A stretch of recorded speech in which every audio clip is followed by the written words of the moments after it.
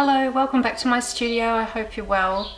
Today's video is about stenciling. It features predominantly in my teacup series.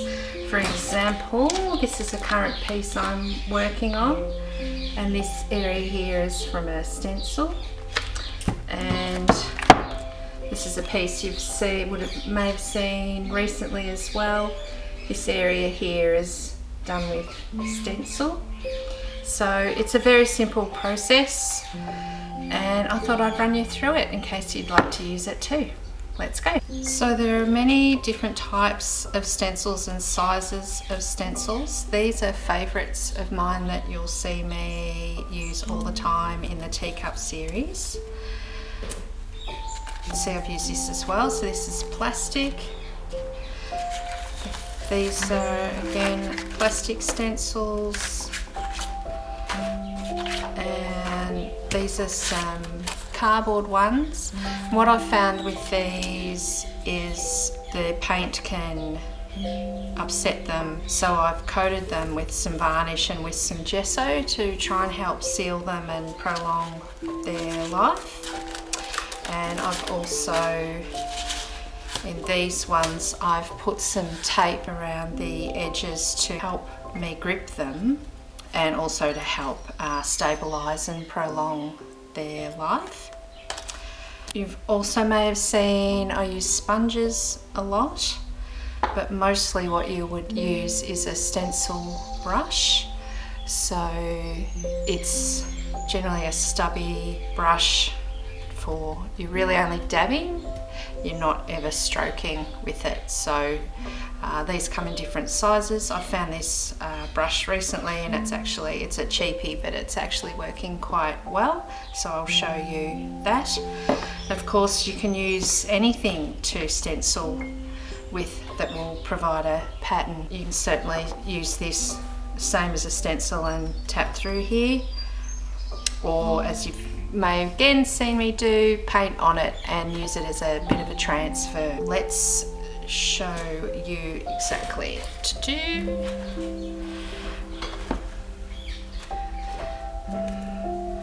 Strong stencil so you can see. So I'm just working on paper today. You can stencil on canvas, on walls, on anything really that will take the paint. The main problem with stenciling people find is bleeding under the stencil, and that will certainly happen if you're pushing the paint in a stroking rather than dabbing, and if your paint is too fluid, too wet, it will run. So try and use a dry brush and have your paint fluid enough that it will go onto your surface, but not so much that it bleeds. So I'm just picking up a bit of paint and dabbing, so I've just got it on the tip, and then it's same dabbing, and you can have a more stippled effect right through to a solid.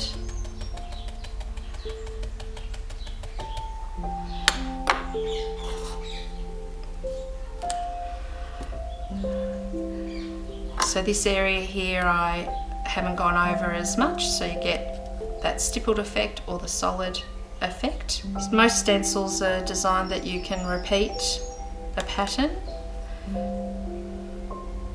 like they'll join into each other to make a bigger pattern.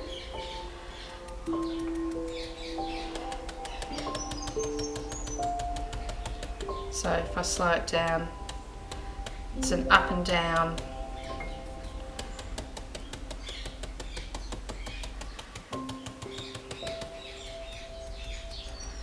Because this is a cheap brush, I will get bristles coming off, and it won't last long, this sort of action, which is why I didn't buy an expensive one, because I'm pretty rough with my brushes too.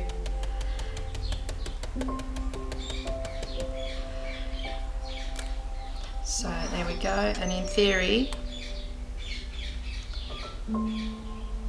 This should fit, not quite.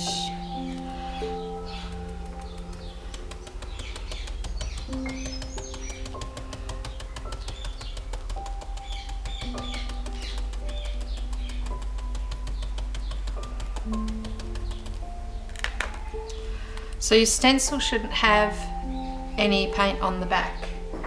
So that's a sign that you're using your stencil correctly if you've got no paint on the other side. And I'll show you if I really wet this down.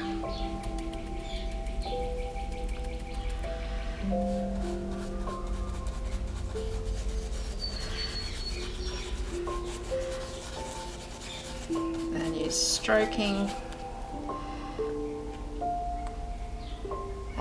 That's an extreme example, but yeah, you've got paint on the other side of the stencil. It's all bled through. So next time you put your stencil down, you've got all this splodge from the underside. And you know, maybe you want that effect. But if you want to achieve what the stencil is, that's the process. So I'll just dry this off. I also try and clean my stencils, or at least take some of the paint off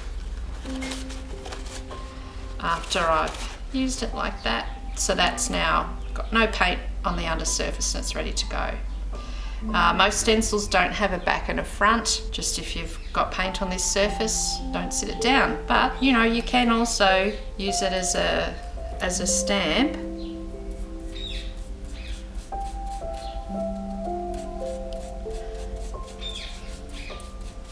Or a transfer. I get plenty of paint on there.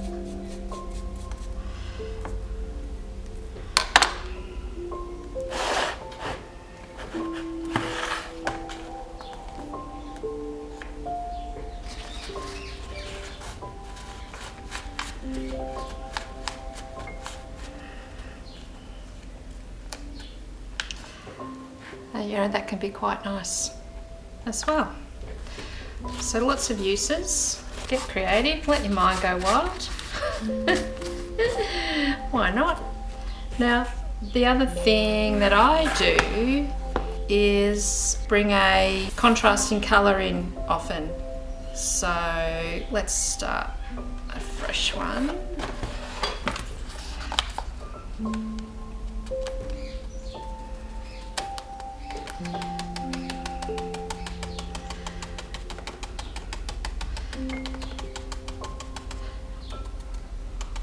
To give a little bit more depth, because it's going on a painting, not necessarily trying to create a wallpaper print, bring in another colour and go straight over the top.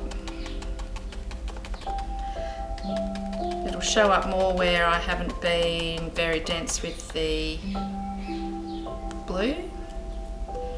And yeah, I really like when you get these colours playing off each other, and you can take it a little further too, which I often do, and working in with the pattern.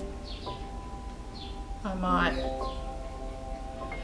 this gold is a transparent colour so it won't show as much on here, but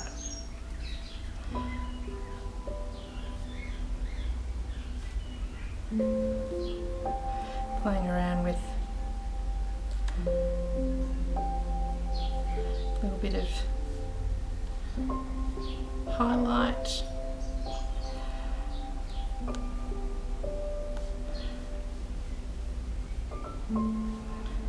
Just very, very quickly to show you. But yeah, and then it just lifts it again. Try and give you a close-up of that.